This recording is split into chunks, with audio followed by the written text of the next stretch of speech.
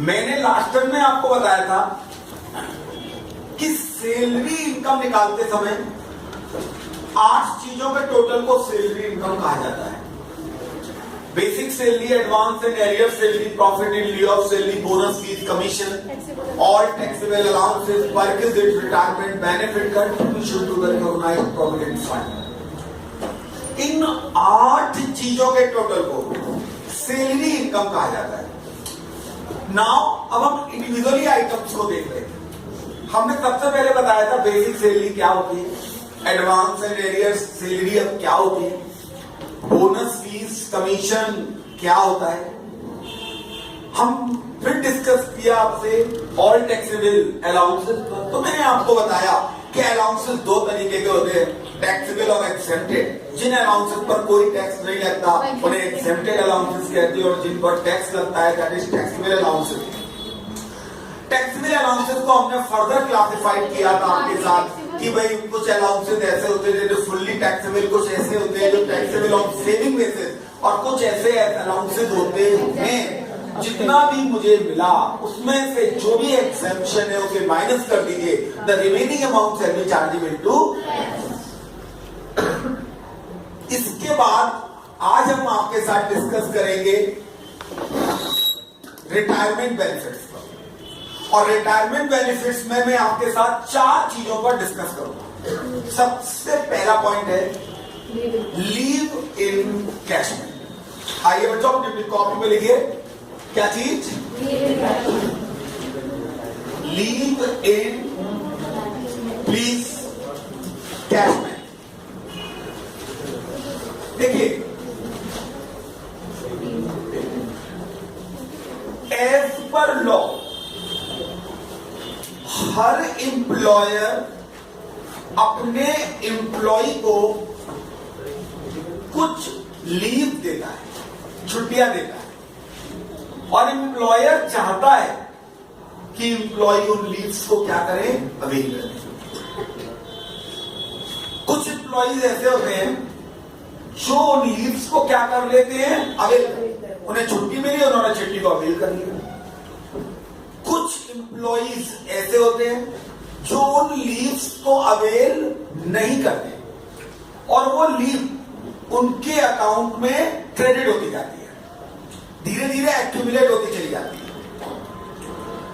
जब रिटायरमेंट का समय आता है तो उनके अकाउंट्स में बहुत सारी लीव इकट्ठी हो जाती है, और उनको ऑप्शन दिया जाता है, क्या आप छुट्टी लेना चाहते हैं या छुट्टी की जगह कुछ पैसा चाहते हैं। हम आपको आपकी छुट्टी परचेज कर दें, आप अपनी लीव हमें सेल कर दीजिए, यानी यू कहिए convert your leave into cash, and that is known as leave encashment. Now question है, या रिटायरमेंट वाले एम्प्लॉय को लगता है कि रिटायरमेंट के बाद तो फिर लंबी छुट्टी पे जाना ही है, तो it is better to convert your leave into money. तो यू कहता एक अच्छी मनी आपको मिल जाएगी, and that is known as leave encashment. Now question arise, leave encashment का मिलने वाला amount whether it is taxable or not. मैंने कहा यह बात डिपेंड करेगा सबसे पहले कि लीव इन कैशमेंट मिल कब रहा है, या कब आप लीव इन कैशमेंट का पैसा ले रहे हैं अपने एम्प्लॉय से। यूं कहिए कब आप छुट्टियां बेच रहे हैं। यदि ड्यूरिंग द सर्विस पीरियड आप अपनी लीव को सेल कर देते हैं तो you will not get any exemption. Government आपको कोई भी छूट देगी। गवर्नमेंट सीधे कहती है कि यदि सर्विस पीरियड के अंतर्गत आप अपने किसी भी तरीके का कोई लीव अवेल किया है तो it is fully taxable whether you are the government employ or you are the private employ.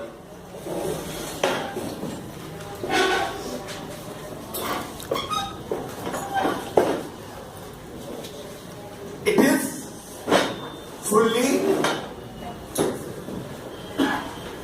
Now question arises, if the leave encashment received कब, at the time of retirement, जब आपका retirement हो रहा है उस समय यदि किसी को लीव इन कैशमेंट का मनी मिलता है तो what is the rules regarding it. मैंने कहा यार एक बात बताएं, इनकम टैक्स सीधे कहता है कि whatever you receive by the employee from the employer is taxable under that salary, चाहे वो नाम कोई भी हो।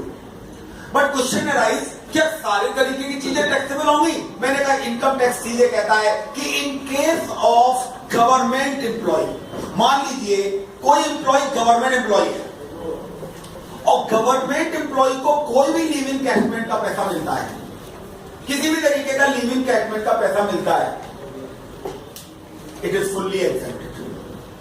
Nothing is chargeable to tax. Is it clear or not clear?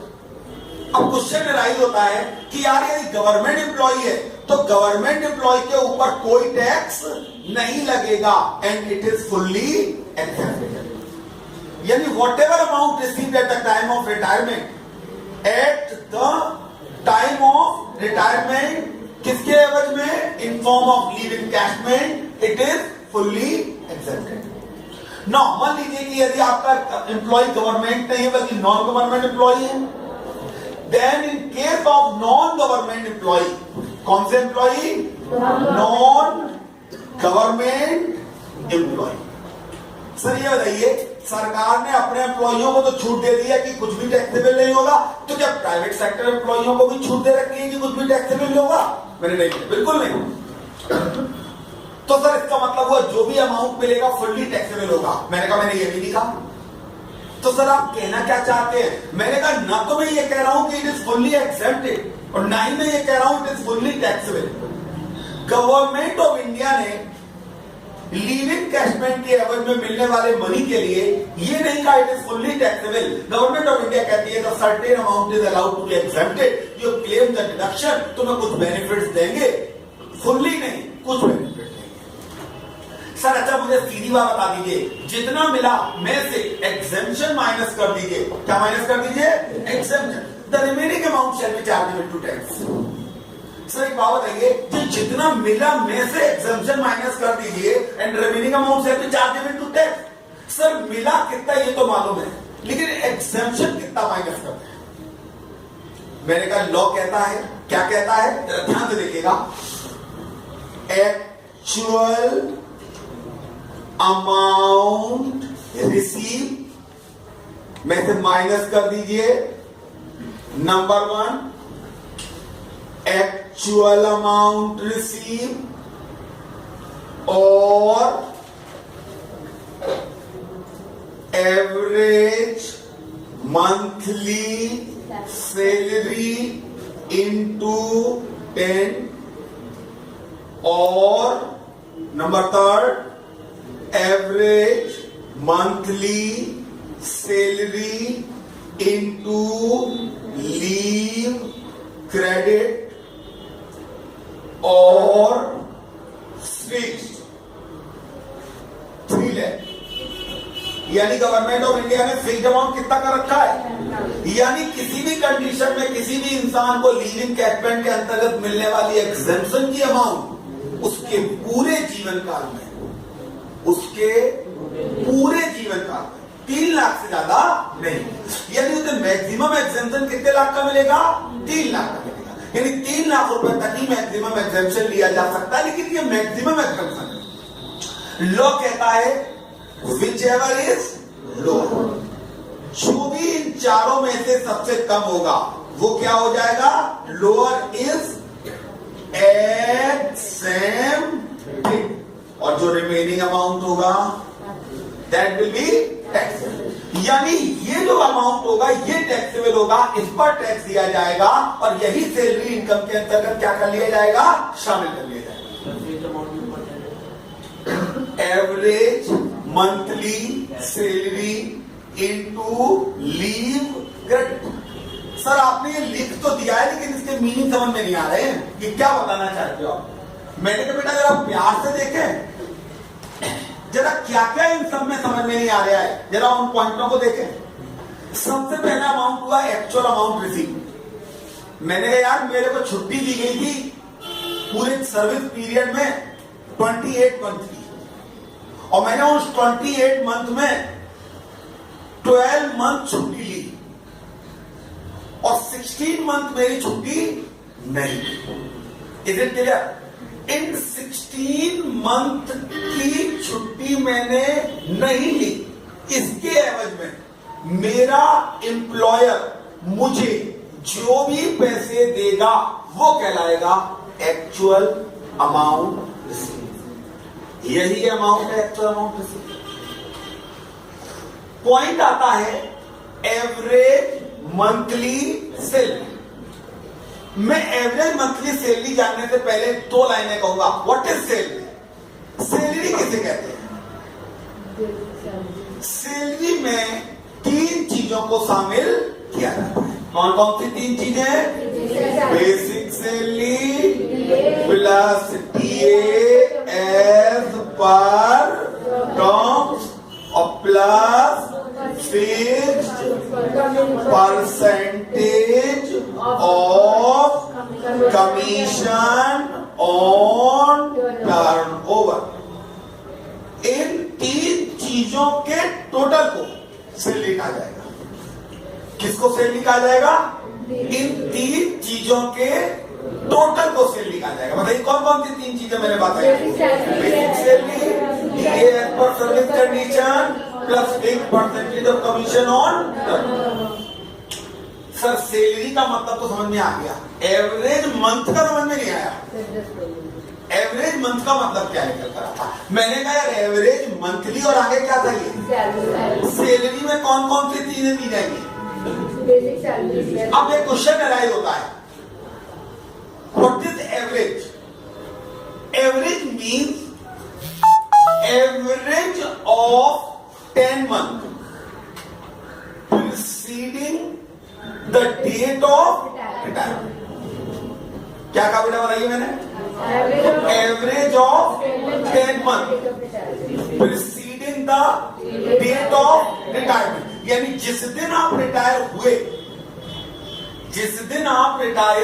हुए उससे ठीक पिछले 10 महीने की सैलरी का टोटल करिए। तो जरूरी नहीं है कि हर महीने सेम ही सैलरी रहे। आपकी सैलरी क्या हो सकती है? फ्लक्चुएट हो सकती है, घट बढ़ सकती है, क्योंकि टर्नओवर आपका हर महीने बदल सकता है, उस पर कमीशन भी बदल सकता है। सैलरी में भी चेंजेस हो सकता है। पहले आपकी सैलरी थी 50,000 रुपए, उसके बाद हो गई थी 60,000 रुपीज पर मंथ। ऐसे भी चेंजेस हो सकते हैं। लेकिन यहां पर जो सैलरी ली जाएगी वो कैसी सैलरी होगी? Average monthly salary. और मैंने एवरेज का मीनिंग कहा average of 10 month preceding the date of retirement. पिछले 10 महीने की सैलरी का टोटल किया, उसको मैंने 10 से डिवाइड कर दिया, और 10 को डिवाइड करने के बाद जो भी सैलरी निकल कर आएगी, यानी ये कितने महीने की सैलरी हो गई? 10 महीने की, और ये ले लेंगे एवरेज मंथली सैलरी। अब यहां पर कुछ अच्छे पॉइंट है। जैसे मान लीजिए एक आदमी 30 नवंबर को रिटायर हुआ, तो कुछ लोग क्या समझते हैं? 30 नवंबर को रिटायर हुआ, 30 नवंबर को काम करने के बाद।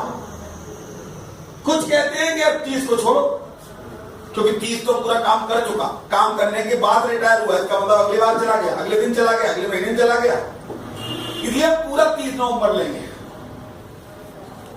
हम पूरा 30 नवंबर लेंगे, क्योंकि जिस दिन हम रिटायर होते हैं उस दिन हम काम करने के बाद। तो preceding the date of retirement, यानी जिस दिन हम रिटायर हुए उस दिन तो हम पूरा काम करके आई।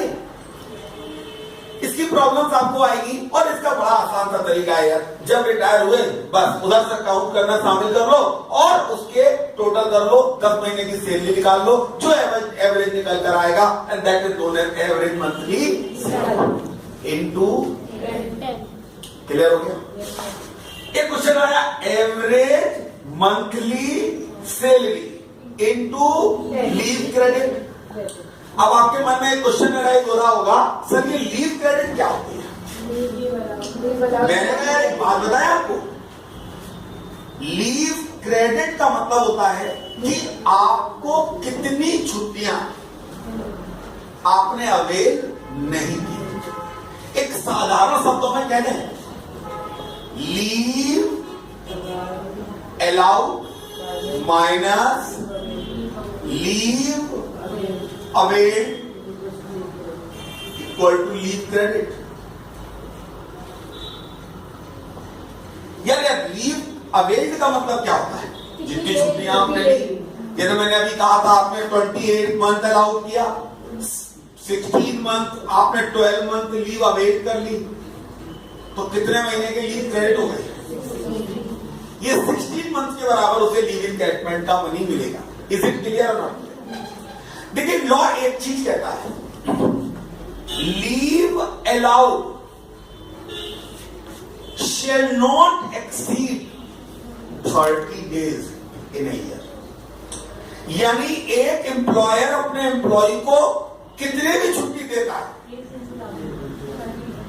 लेकिन देखिए एम्प्लॉयर अपने एम्प्लॉय को 1.5 महीने की छुट्टी दे, साल भर में 2 महीने की छुट्टी दे, उससे हमें प्रॉब्लम नहीं है।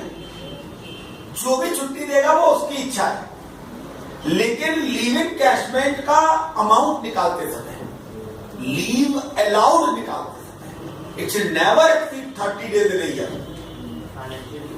एक साल के अंदर लीव अलाउड कितने दिन से ज्यादा नहीं हो सकता? 30 डेज से ज्यादा नहीं हो सकता।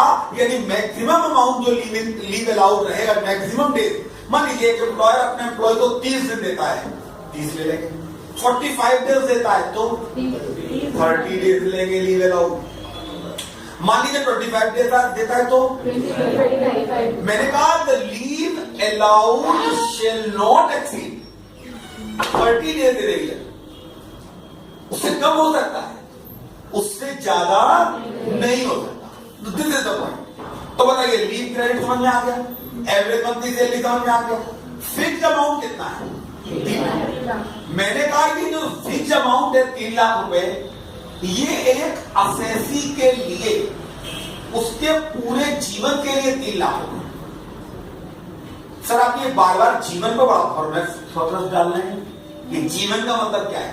मैंने कहा मान लीजिए कोई असेसी है, पहले किसी और एम्प्लॉय के यहाँ काम किया करता था, एम्प्लॉय के यहाँ काम किया करता था, वहां उसे लीव इनकैशमेंट का 50,000 का एग्जेम्पशन मिल चुका है। कितने का एग्जेम्पशन मिल चुका है?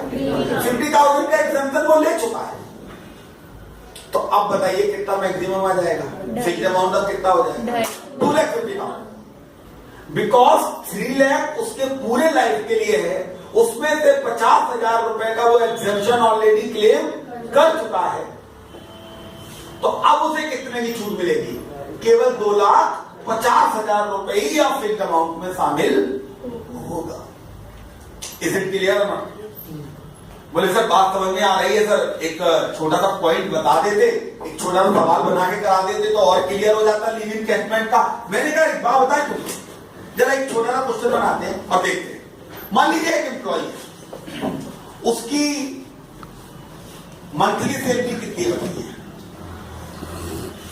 बेसिक सैलरी 15,000 रुपए पर मंथ, ठीक है। TA 5,000 per month. 60%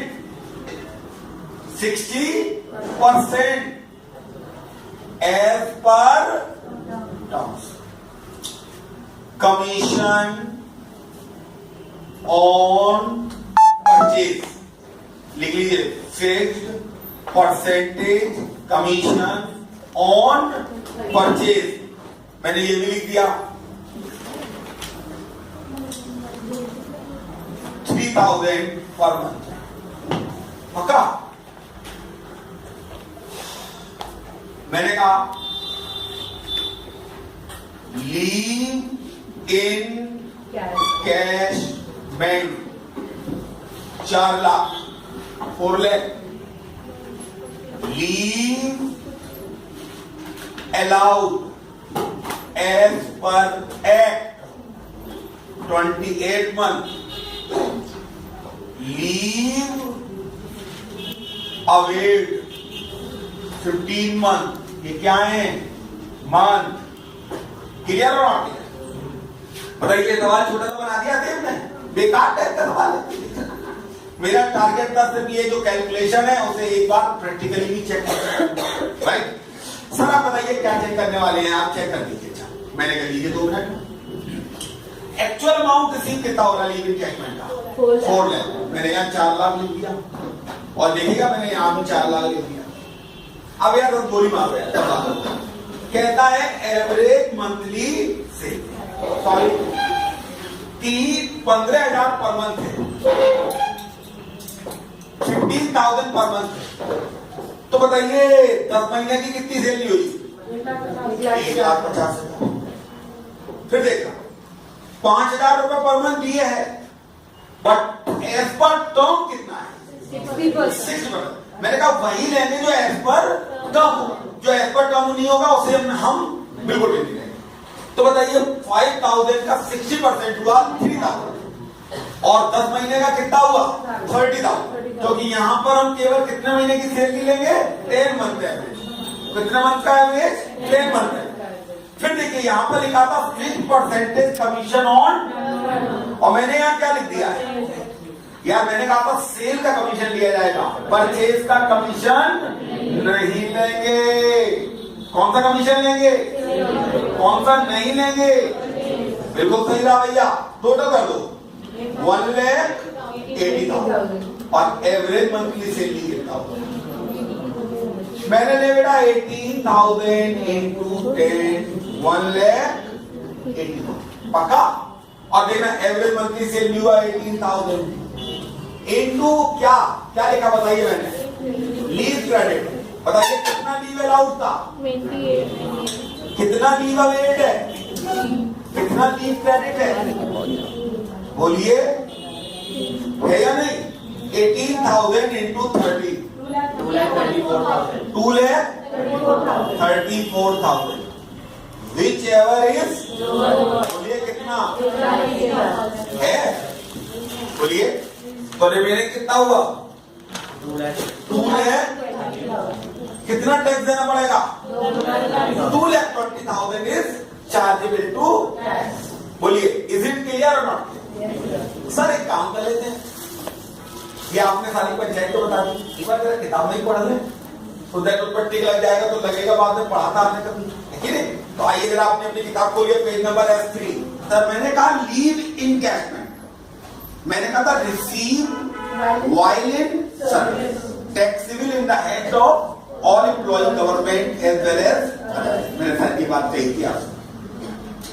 receive by the family member on the death of employee is exempted. ये बड़ा अच्छा पॉइंट होता है। मैंने कहा था leave encashment is taxable in the hand of employ.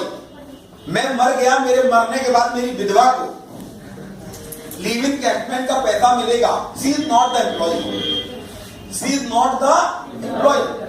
So law सीधे कहता है nothing is chargeable to tax, right or not right. लेकिन यदि मैं मरा, लेकिन रिटायरमेंट होने के बाद, मिलने से पहले, पैसा मिलने से पहले, रिटायरमेंट होने के बाद, इसका मतलब है मेरी टैक्स लायबिलिटी क्रिएट हो चुकी थी। और ऐसी कंडीशन में चूंकि ड्यू तो तभी हो गया था जैसे ही मैं रिटायर हुआ, रिटायर हो गया तो मिला नहीं था, अलग बात है, देन इट इज टैक्सेबल। और इस कंडीशन में पेमेंट करना पड़ेगा और टैक्स चुकाना पड़ेगा। तो मरने के बाद किससे वसूला जाएगा? ये इशू है बहुत बड़ा, बाद में डिस्कस करेंगे। आगे चले। फिर मैंने आपसे क्या कहा था? Received on retirement in case of government employee fully exempted, in case of other employee. मैंने कहा एक्चुअल अमाउंट रिसीव में से माइनस कर दो, average monthly salary into 10, leave credit into average monthly salary, fix 3 lakh रुपए, actual amount receive whichever is shall be taxable. Now question arise. अब एक एक बात को जरा पढ़ लेते हैं यहां पर। As per Income Tax Act, leave shall not exceed 30 days for every year. If leave allowed exceeds 30 days, leave credit shall be calculated as if only 30 days leaves were clear है ना? मैंने कहा था 45 है तो 30 ले लेंगे, 25 है तो 25 ही लेंगे। सेकेंड था average monthly salary is the average of 10 month preceding date of retirement. Clear है ना? डेट ऑफ रिटायरमेंट में जिस दिन रिटायर होता है, इसके लिए बड़ा कंफ्यूजन है, बड़े कंफ्यूजन कुछ नहीं है, सुप्रीम कोर्ट की गाइडलाइंस भी आ गई थी इसके ऊपर कि एक आदमी काम करने के बाद रिटायर होता है। तो कुछ लोग उसे हटा के चलते हैं, एक्सक्लूड कर देते हैं उस दिन को, कहते हैं नहीं हम तो प्रीसीडिंग द डेट दिन तो वही चल रहा था। कुछ लोग कहते हैं मेरा दिन 5 बजे खत्म हो गया था, मैं जैसे ही नौकरी छोड़ा मेरा 5 बजे दिन खत्म हो गया था, मेरा तो अगला चला गया था।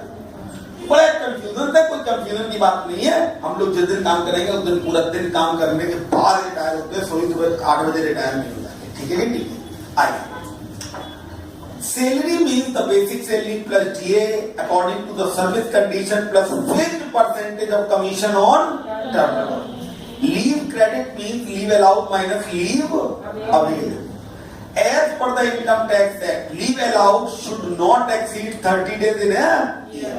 When the leave encashment received for 2 or more employers, the maximum deduction shall not exceed 3 lakh. मैंने आपको बताया था इस पॉइंट में कि यदि कोई आदमी पहले से ही कोई एग्जेम्पशन ले चुका है तो उतना ही एग्जेम्पशन को क्या कर दिया जाएगा, माइनस कर दिया जाएगा।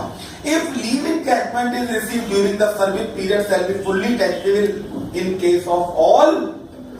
Is it clear or not? तो बताइए, लीव encashment पूरा क्लियर हुआ? लॉक कर दूं? Yes, sir. अगला पॉइंट है जिसे हम लोग डिस्कस करेंगे, अपनी कॉपी में लिखिए, ग्रेच्युटी। ग्रेच्युटी प्लीज शांत रहें।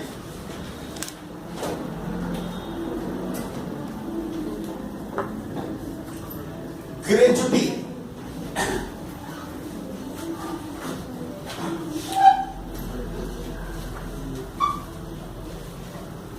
It is also the retirement benefit. मैंने कहा था जैसे लिव इनकैशमेंट का पैसा मिलता है, मैं आपको बताऊं बेसिकली होता क्या है। जब आपका अमाउंट, जब आप जॉब करते हैं, एक सर्टेन अमाउंट आपकी सैलरी में से कटता है, एक सर्टेन अमाउंट एम्प्लॉयर कंट्रीब्यूट करता है, वो पैसा 2 जगह बढ़ जाता है।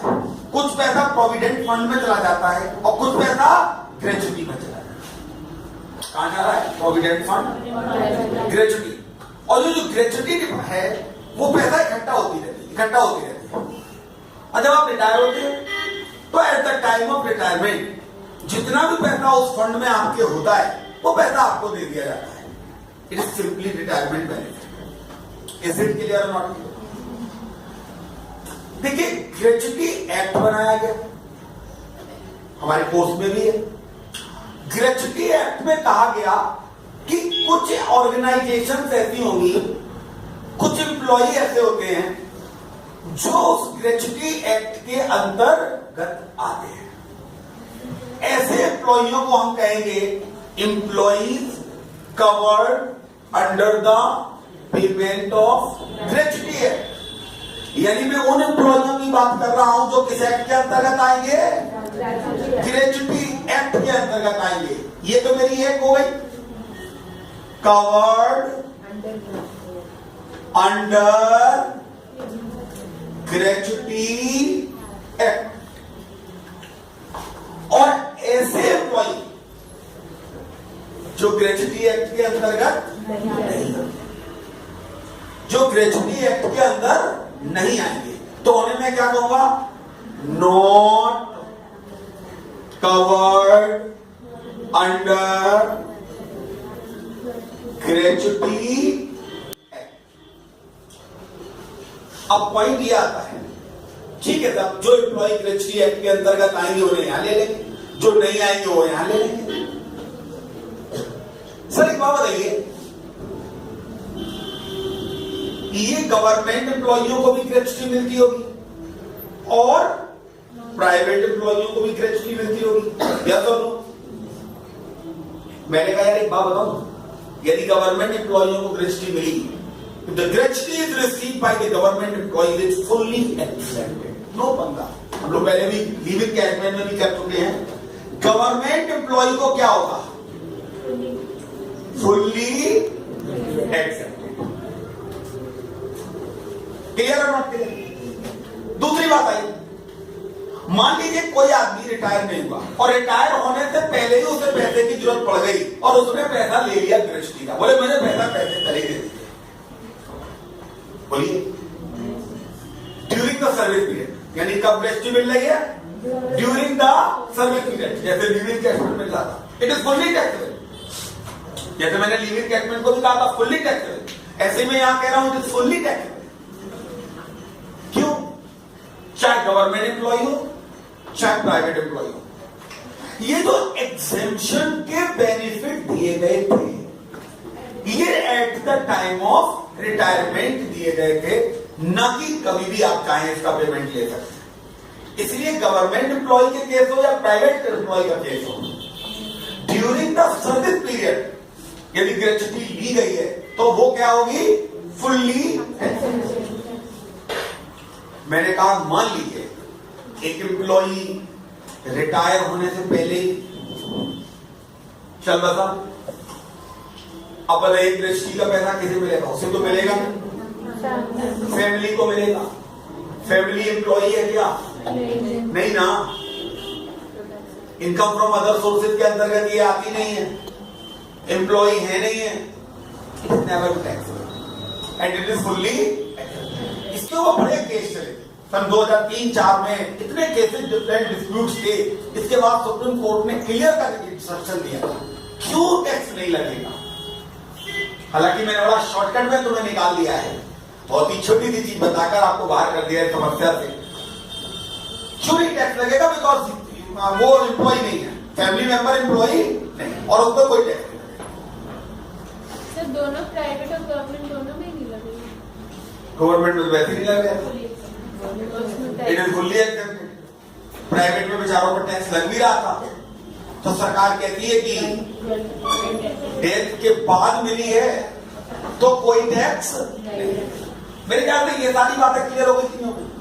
अब क्वेश्चन ये होता है कि मान लीजिए आप नॉन गवर्नमेंट एम्प्लॉय हैं, प्राइवेट सेक्टर एम्प्लॉय हैं, तो हो सकता है कि आपकी कंपनी और या आप ग्रेच्युटी एक्ट के अंतर्गत आते हो, या हो सकता ना। क्वेश्चन राइज होता है कि क्या जितनी भी ग्रेच्युटी का अमाउंट मिलेगा फुल्ली टैक्सेबल होगा। मैंने बोलो इनकम टैक्स डिपार्टमेंट ने सरकारी एम्प्लॉइयों को भी छूट दी है, लेकिन साथ ही साथ प्राइवेट सेक्टर को भी छूट दी है, और क्या कहता है कि it is not fully taxable. और अब हम देखेंगे कि आखिर उनके लिए क्या नियम बनाया, इज इट क्लियर। तो सबसे पहले मैं बात करूंगा not covered under the payment of gratuity, बिल्कुल साफ। एक्चुअल अमाउंट रिसीव, मैंने माइनस कर दीजिए, नंबर 1 एक्चुअल अमाउंट रिसीव, और प्लीज ध्यान से average monthly salary into service period into 15/30 और फिर 10 लाख, विच एवरेज लोअर। ये विच एवरेज लोअर क्या होती है, एक्सेप्टेड, और जो रिमेनिंग अमाउंट होगा वो होता है। बोलिए इज इट क्लियर और नॉट क्लियर।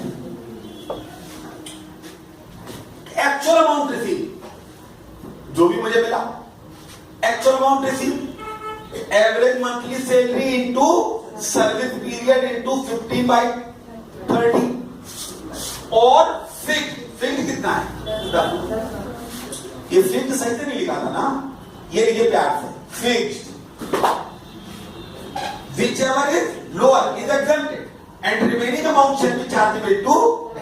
अब देखिए पॉइंट को देखिए करके, एक्चुअल अमाउंट रिसीव का मतलब क्या हुआ, जितने साल काम करते हो उतने साल के एवरेज में आपको ग्रेच्युटी मिलती है।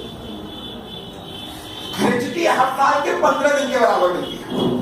लॉ सीधे कहता है average monthly salary into service period, जितने साल काम करोगे, जितने साल काम करोगे, कंप्लीटेड ईयर, वर्ड पे ध्यान दीजिएगा, क्या काम है, कंप्लीटेड ईयर। जितने साल आपने काम किया, मैंने 28 ईयर 11 मंथ काम किया, बताओ कितने ईयर कंप्लीटेड थे, तो 28 साल। फ्रैक्शनल ईयर को हम नहीं लेंगे बिल्कुल, केवल कौन सा ईयर लेंगे, कंप्लीटेड ईयर। सर्विस पीरियड हो गया कि नहीं हो गया, 15/30, एक महीना 30 दिन का होता है, उसमें कितने दिन के बराबर? 15 डेज के बराबर। जितने साल काम किया, एक साल में 15 दिन के बराबर। यदि इसे देखो तो हम क्या कह सकते हैं, एक साल में 15 डेज के बराबर की जो सैलरी होती है, वो अमाउंट आपका क्या कहलाता है? ग्रेच्युटी में ट्रांसफर होता है। और क्या लिखा है बेटा मैंने? Average monthly salary. आपके दिमाग में दो क्वेश्चन आए। पहली बात तो सर ये बताइए, सैलरी क्या है? बिल्कुल साफ, same as HRA, same as HRA। और मैंने HRA में क्या कहा था? Basic salary plus DA according to service condition plus 10% of commission on salary हो गया। सर ये एवरेज का मतलब क्या होता है?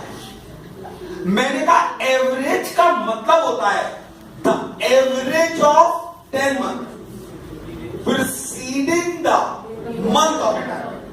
मैंने अभी पिछले बार लीगल कैजमेंट में क्या बोला था? Preceding the date of retirement, जबकि मैं यहां आपको क्या बता रहा हूं? Preceding the month of retirement, यानी जिस महीने रिटायर होंगे उस महीने को हम शामिल नहीं। फिर वही डिस्प्यूट, एक आदमी 30 नवंबर को रिटायर हुआ, अब नवंबर लेंगे या नहीं लेंगे? मैं तो सीधे कहता हूं 30 नवंबर को रिटायर हुआ, लेकिन 30 नवंबर तक काम करने के बाद। तो अब तो proceeding the month of November retirement में मैं तो नवंबर को भी लूंगा। कुछ लोग क्या कहते हैं इंटरप्रिटेशन, नवंबर में तो रिटायर हुआ, 6 बजे रिटायर हुआ, 5 बजे काम करने के बाद रिटायर हुआ, इधर नवंबर का महीना पूरा छोड़ दो। That is the mode of interpretation.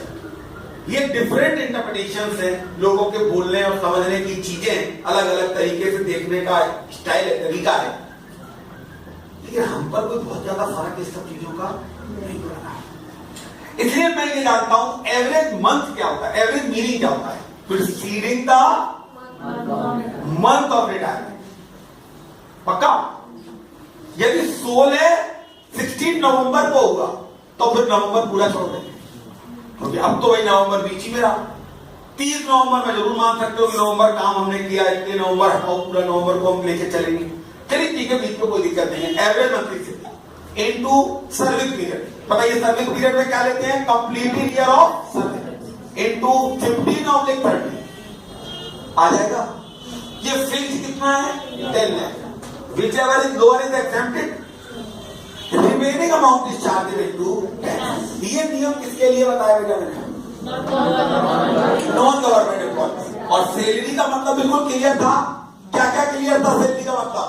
Basic plus DA as per term plus fix percentage commission on term.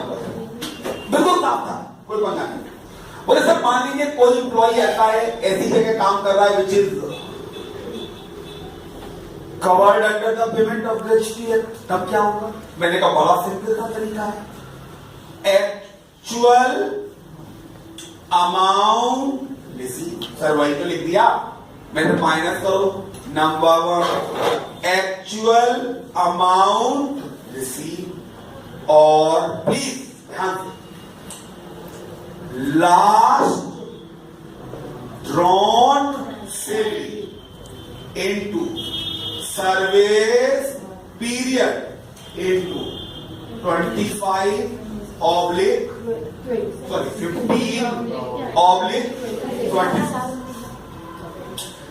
और पहले लोग बात करेंगे, और फिर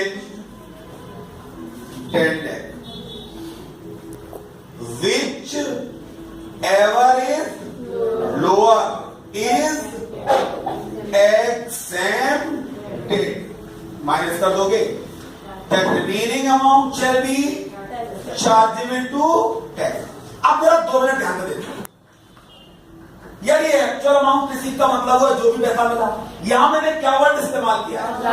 मैंने यहां ये नहीं कहा एवरेज मंथली सैलरी, जिस महीने में रिटायर हुए हो उसको छोड़ो, उसके पिछले महीने में तुम्हें जितनी तनख्वाह मिली थी वही तो आपकी लास्ट ड्रॉन सैलरी, उसे लिया जाएगा। यानी नवंबर में रिटायर हुए तो अक्टूबर की सैलरी बताओ क्या थी? और अक्टूबर की सैलरी में भी क्या लिया जाएगा, तो वो दो चीजें, basic salary plus DA, plus DA. मैंने नहीं लिखा यहां पर DA as per service condition. क्या इससे क्या मतलब समझ में आ रहा है? चाहे सर्विस कंडीशन के अकॉर्डिंग हो या ना हो, यहां डीए लिया जाएगा। जबकि यहां डीए का कब लिया जा रहा है, जब एज पर सर्विस कंडीशन, और यहां कब लिया जा रहा है, चाहे एज पर सर्विस कंडीशन हो या ना हो। भैया लास्ट ड्रॉन सैलरी समझ में आ रही? लास्ट ड्रॉन का मतलब क्या हुआ, 1 महीने में रिटायर हुए, इससे ठीक 3 महीने की सैलरी इनटू सर्विस पीरियड। यहां पर एक बहुत अच्छा पॉइंट है, सर्विस पीरियड का मतलब क्या होता है? अरे सर अभी तो आपने बताया था जितने साल काम करेंगे उसको सर्विस पीरियड कहते हैं। मैंने कहा मैंने यहां बताया था फ्रैक्शनल पीरियड को नहीं लिया जाता, कंप्लीटेड ईयर को ही ईयर लिया जाता है। यहां कहता है यदि कोई एम्प्लॉय 6 महीने या उससे ज्यादा काम करेगा तो उसे 1 साल मान लेंगे। मैंने 28 साल 7 महीने काम किया, बताइए कितना लेंगे? क्यों? 28 साल 7 ही महीने तो थे। 6 महीने से ज्यादा। यस, 6 महीने से जैसे ही ज्यादा यहाँ होगा 1 साल में चला जाएगा, और यहाँ होगा तो नहीं जाएगा, कभी नहीं जाएगा। पक्की बात हो गई? बोलिए सर इंटू 15/20। अरे सर यहाँ तो आपने 15/30 लिखा था। मैंने कहा यार ग्रेजुएशन है तो 4 दिन छुट्टी भी तो होती है संडे की, नहीं? मैंने संडे की छुट्टी हटा दो, 15 दिन के बराबर मिलेगी graduation out of 26 days. Fix कितना हुआ, 10, whichever is lower is exempted. Remaining amount shall be chargeable to. Is it clear और नॉट क्लियर? सर एक बात बताइए आप हमको, मैं बताइए क्या बता दें सर। मान लीजिए एक आदमी पहले भी कहीं से रिटायर हो चुका है, तो मैंने कितने रुपए का उसे एग्जेम्पशन मिल चुका होगा, वो 10 लाख के अमाउंट को क्या कर देगा, कम कर देगा। सर एक बात और बता दीजिए, ऐसा भी पॉसिबल है कि एक आदमी ग्रेजुएशन एक्ट में आता हो और नहीं भी आता हो? मेरे कहने तो आता होगा, नहीं आता होगा, बीच में तो कोई रास्ता होगा नहीं, है ना? बोलिए यस और नो। सर मैंने कहा तुम बता दो कि कोई चीज में समझने में प्रॉब्लम आ रही है? सर एक छोटा सा पॉइंट का सवाल लगवा देना, मतलब दिल खुश हो जाएगा। एक छोटा सा सवाल करवा देना, मैंने लीजिए 1 मिनट के अंदर भी करवा देंगे, लेकिन उससे पहले जरा पढ़ के भी तो देख ले कि अपनी किताब में क्या लिखा हुआ है। मिल गया? अब जरा 1 मिनट देख लें हम लोग जरा। रिसीव्ड वाइल सर्विस क्या है बेटा? इट इज फुल्ली हो गया भैया। फिर क्या लिखा हुआ है बेटा? Receive by the family member on the death of employee. क्या लिखा हुआ है जी? सुन नहीं पाया मैं तो। Fully exempted. पक्का? चलिए भैया आप लोग क्या तो पक्का तो मान लेते हैं, पक्का भैया। और बोलिए तीसरा क्या कहता है भैया? Received on retirement. Received on retirement in case of government fully exempted, in case of other employee फिर देखिए covered by the payment of gratuity Act 1972 actual amount received में तो माइनस कर दो, तो प्यार से देख चुके हम लोग, है ना? actual amount received minus last drawn salary into service period into 15/26। फिर नीचे लिखा 10 lakh whichever is a meaning of salary। Salary means basic salary plus DA whether as per service condition or not। फिर लिखा है service period means completed year of service any part thereof। Fraction year shall be taken into consideration if the fraction is 6 months or more। It shall be counted as full year। मेरी बात समझ में आ रही होगी? वही जरा बगल में देख लीजिएगा। Not covered under the payment of gratuity act। Actual amount received, actual amount received, average monthly salary into service period into 15/30, fixed 10 lakh whichever is lower। Basic salary means DA, basic salary plus DA as per term, fixed percentage of commission on term। Service period means completed year of service, any fraction of the year shall be ignored। चाहे वो 6 महीने या उससे ज्यादा भी काम करेगा तब भी उस पर कोई टैक्स नहीं देना पड़ेगा।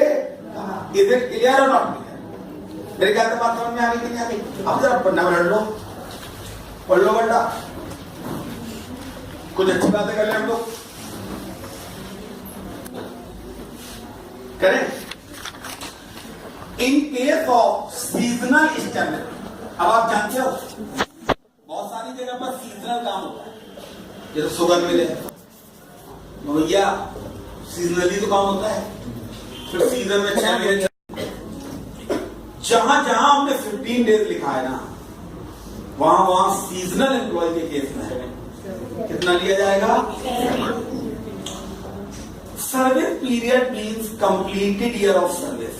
Any fractional year shall be ignored. For example, the service period is 21 year, 11 month and 20. कितना लिया जाएगा? 21 year. The gratuity received from two employer, the maximum deduction shall not exceed 10 lakh. The exemption already taken shall deduct from the limit of 10 lakh. आप समझ गए होंगे बात पर? Is it clear? Sir एक छोटा सा पॉइंट बताइए, मैंने कहा ये जरा बोर्ड पर देखिए, 10 दिसंबर 2013, चलिए भैया 2013 को रिटायर हो गए, ठीक है। चलिए मैं देखते क्या होता है, कितने साल काम किया? 38 ईयर, कितने? अरे भगवान, 8 मंथ, 38 ईयर 8 मंथ उसने काम किया, तो ऐसे ही सब ठीक है ही नहीं है। आगे देखिएगा बेटा क्या होता है उसको,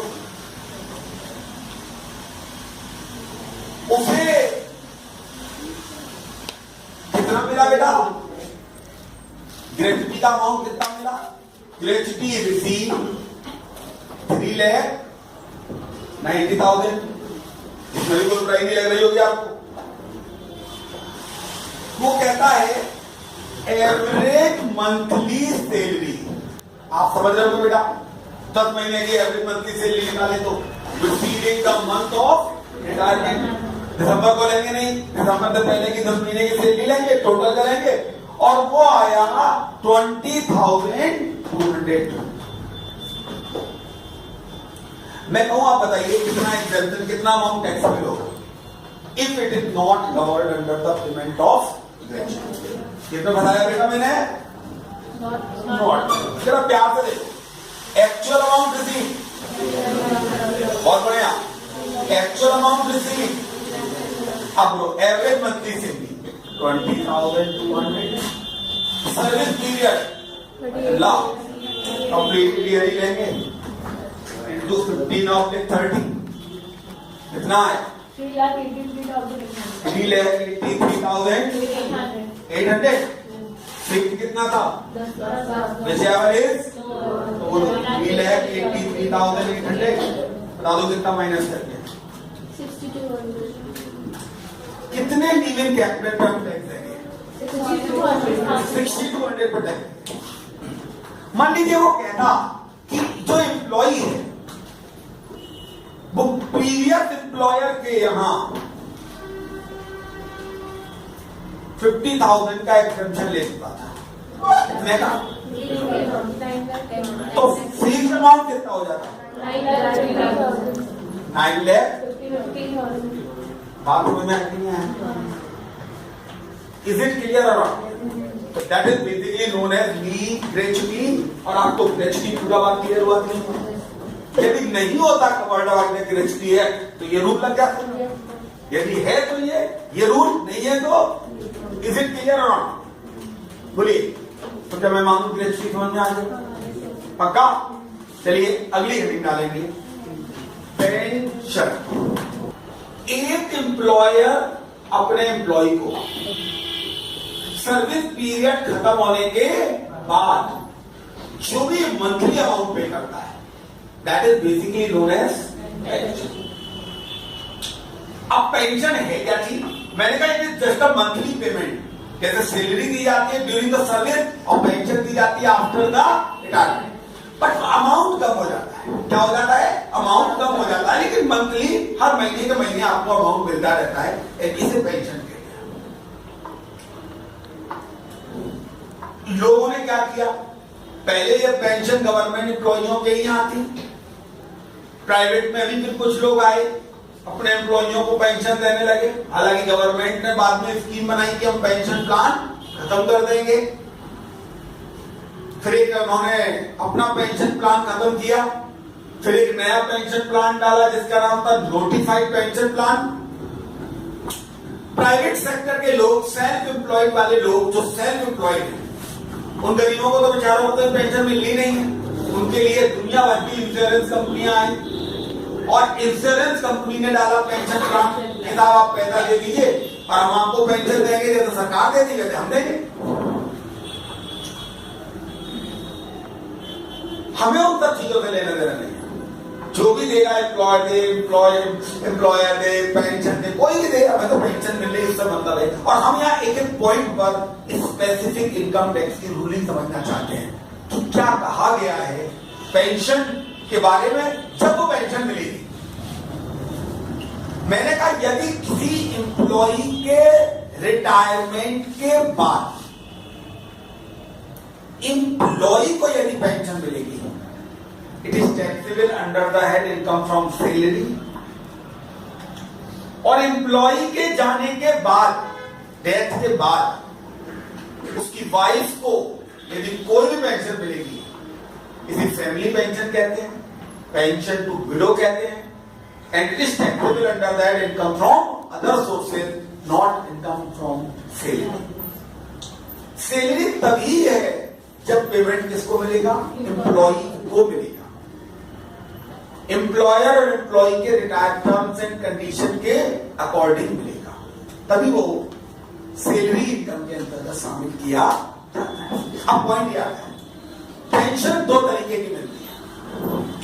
पहली पेंशन है मंथली पेंशन। बोले सर मंथली पेंशन क्या होती है?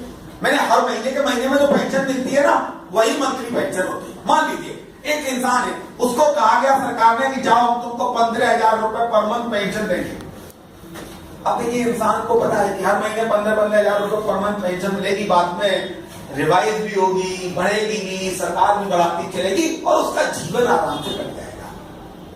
उसे किसी के ऊपर डिपेंड होने की जरूरत नहीं है। इसी इरादे से तो ये स्कीम बनाई गई थी कि लोगों डिपेंड ना हो, माँ बाप बोझ न लगे लोगों, क्योंकि आप लगने लग जाते हैं, बोझ लगने लग जाते हैं। उनको लगता है कि बस अब बस सब भूल जाते हैं और वो उन्हें कष्ट ना हो उन्हें, इसीलिए ये नियम बनाया गया। And that monthly pension is not taxable in case of all employ, whether government और नॉन गवर्नमेंट, प्राइवेट हो, गवर्नमेंट हो, नॉन गवर्नमेंट हो, सभी एम्प्लॉइयों के केसेस में मंथली पेंशन क्या हो जाती है, टैक्सेबल। अब पॉइंट ये आता है, मान लीजिए एक इंसान को पैसे की जरूरत पड़ जाए, लमसम पैसा। अब वो लमसम पैसा कैसे जनरेट किया जाए, कहां से लिया जाए? गवर्नमेंट ऑफ इंडिया ने इसका भी इंतजाम किया था और जिसका नाम रखा था कम्यूटेड पेंशन। पॉइंट आता है, what is the meaning of commuted pension? Commuted pension को हम लोग कहते हैं लमसम पेंशन, इकट्ठी पेंशन, सारी की सारी पेंशन एक साथ मिल गई। कैसे? एक एम्प्लॉई अपनी सैलरी का कुछ भी परसेंटेज जो उसके मन में हो कम्यूटेड करा सकता है। मान लीजिए मैंने कहा मैं अपनी सैलरी का 2/3 कम्यूटेड कराऊंगा। कितनी? जिस दिन मैं 2/3 कम्यूटेड करा दूंगा, 2/3 के एवज में मुझे लमसम मनी मिल जाएगा। बट फिर आगे मुझे फ्यूचर में कितनी पेंशन मिलेगी? 1/3। यानी 2/3 कमिटेड होने के बाद मुझे जितनी भी पेंशन मिलेगी 1/3 तो मिलेगी और 1/3 पेंशन कितनी रह जाएगी? 5,000। फिर ये मंथली पेंशन कितनी कहलाएगी? 5,000।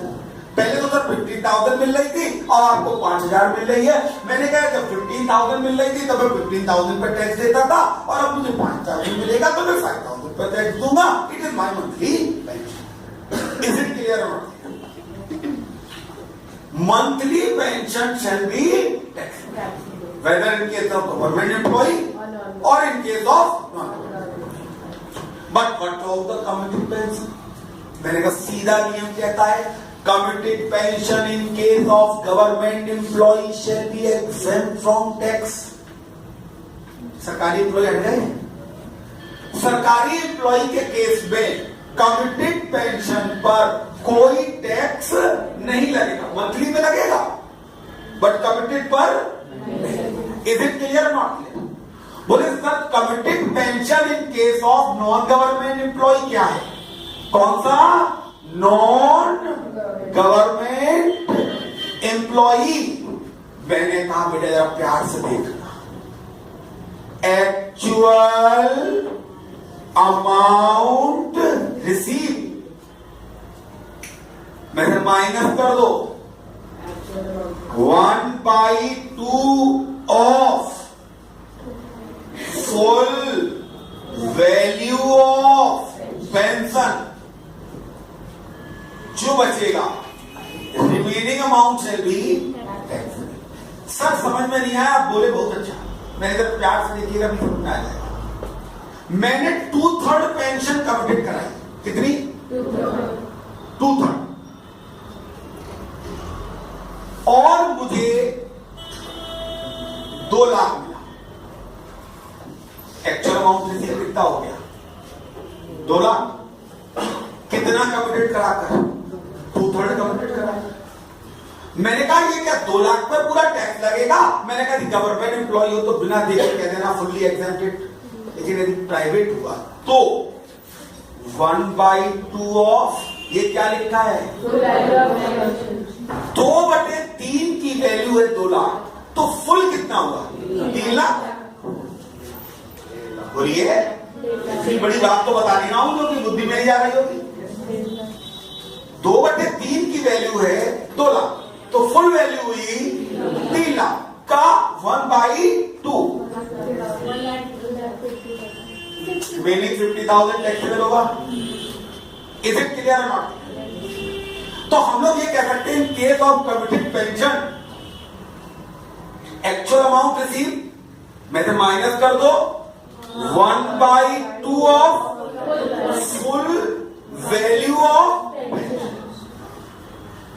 क्लियर? नियम कहता है कि यदि किसी इंसान को ग्रेच्युटी मिल रही है, एम्प्लॉय क्या मिल रही है? Gratuity. Person is getting gratuity, person is getting gratuity, तो 1/2 की जगह कितना कर लो?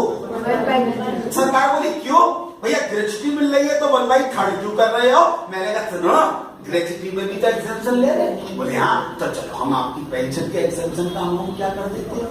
कम, क्योंकि आप वहां भी एग्जेम्पशन ले रहे हो और यहां भी ले रहे हो। यदि ग्रेच्युटी नहीं मिल रही है तो कितना लोगे? 1/2। किसका 1/2? फुल वैल्यू का। ग्रेच्युटी मिल रही है तो कितना लोगे? 1/3। किसका 1/3? फुल वैल्यू का। तो हम अपनी बात को सीधे कह सकते हैं the monthly pension shall be taxable in the hand of all employ. Number 1, committed pension shall be exempted in the case of government sector employee. Clear? Committed pension shall be taxable in the hand of private sector employee. How much amount shall be taxable? मैंने कहा actual amount receive में तो minus कर दो 1/2 of full value of pension. If the person is getting gratuity तो 1/2 की जगह कितना ले लेंगे? 1/3। एक्सेप्शन माइनस कर दिया जाएगा and the remaining amount shall be chargeable to tax. Is it clear or not? Sir एक सवाल करवा दीजिए, एक पॉइंट डिस्कस कर लेते। मैंने कहा मैं पॉइंट बताता हूं, तुम पॉइंट को सुनोगे और हम लोग इस सवाल को यहां करते, छोटे छोटे पॉइंट बताते। सर आप बताइए, मैंने कहा देखना मैं बात करूं, सुनो, आपको कुछ करना नहीं, बोर्ड पे देखना है, क्योंकि मैं क्वेश्चन भी बोर्ड पे लिखूंगा और उसका ट्रीटमेंट भी बोर्ड पे लिखूंगा।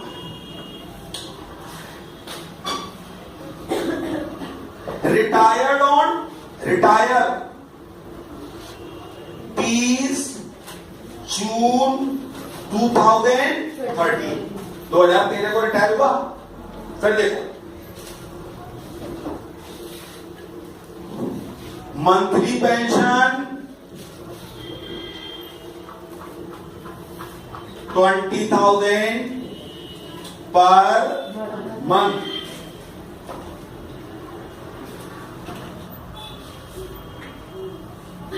राइट? कितना बेटा? 20,000 पर month. 60% of pension commuted on 1 फरवरी 2014। भैया अपना मेरा सवाल है, मैं तो ये बताना चाहता हूं कि मंथली भी हो, पेंशन भी हो, कम्यूटेड भी हो, तो कैसे आपको दिक्कत नहीं होगी। 30 जून को रिटायर हो गए, 20,000 मंथली पेंशन मिलती थी, लेकिन 60% पेंशन उसने कब कम्यूटेड करा ली? 1 फरवरी। यार बुरा ना मानो तो एक बात कह दें, 1 फरवरी तक तो उसे 20,000 रुपए पेंशन मिली होगी, लेकिन फरवरी और मार्च में उसे सिर्फ 8-8 हजार रुपए पेंशन मिली होगी। बुरा ना मानना। क्यों 8,000 क्यों मिली? जब 60% उसने कमिटेड करा लिया और उस 60% के एवज में उसने कितना अमाउंट ले लिया? 10,71,000 ले लिया। फिर तो कोई बाकी नहीं बनती ना। अच्छा सर बुरा ना मानिएगा, अब आप हमें बताइए कितना टैक्सेबल होगा? मैंने रुक जाइए होगा बेटा, देखो ऐसे नहीं, पहले तो मंथली निपटाते हैं। जून में रिटायर हुए तो जून तक तो तनख्वाह मिली होगी सही, जुलाई, अगस्त, सितंबर, अक्टूबर, नवंबर, दिसंबर, जनवरी, 7 महीने तक उसे 20,000 रुपए के रेट से वृद्धाप्य पेंशन 1,40,000 मिली। कहो हाँ। फरवरी, मार्च, 2 महीनों से 8,000 रुपए के रेट से मंथली पेंशन 16,000 मिली। कहो हाँ। तो कह सकते हो 1,56,000 is full taxable. 1,56,000 pension is it clear और नॉट क्लियर? बोलिए, इट इज टैक्सेबल। सर एक बात बताइए, यदि कमिटेड पेंशन की बात आ जाएगा तो आप क्या करने वाले हैं? मैंने कहा मेरे को कोई प्रॉब्लम नहीं है, एक्चुअल अमाउंट रिसीव कितना है जरा प्यार से देख लो। 10,70,000। ये बेटा मैंने क्या लिखा है? 1/2 ऑफ फुल वैल्यू। यार क्या 10,71,000 का फुल वैल्यू निकाल सकते हैं? बोले सर कैसे निकाल सकते? 10,71,000 डिवाइड बाई 60%। 17,85,000। 17,85,000 ले भैया 17,85,000 और उसका हाफ करो 8,925,00। बहुत बढ़िया। और रिमेनिंग अमाउंट निकाल दो 17,85,000। 17,85,000। बताइए ये क्या हो जाएगा? टैक्सेबल। तो ये तो कमिटेड पेंशन टैक्सेबल होगी और ये मंथली। Is it clear? यदि ये गवर्नमेंट एम्प्लॉय होगा तो ये पूरी की पूरी एग्जेम्प्टेड हो जाएगी, ये टैक्सेबल होगी। यस